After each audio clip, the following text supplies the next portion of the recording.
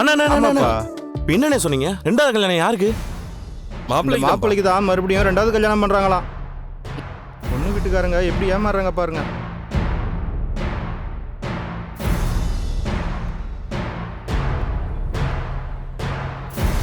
டேய் முத்து, என்னடா அந்த ஆள் அப்படி சொல்லிட்டு போறான்?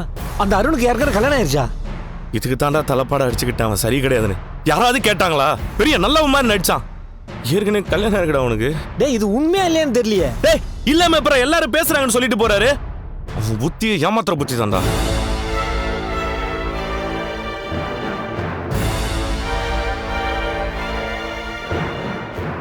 இவ்வளவு பெரிய விஷயத்த மறைச்சிட்டு சீதாவை ஏமாத்தி கல்யாணம் பண்ணிக்கலாம்னு பாக்குறான்டா அவன். சீதாக்கு தெரிஞ்சவன் அவளே அவனை செருப்பால் அடிச்சு கல்யாணத்தை நிறுத்திடுவா.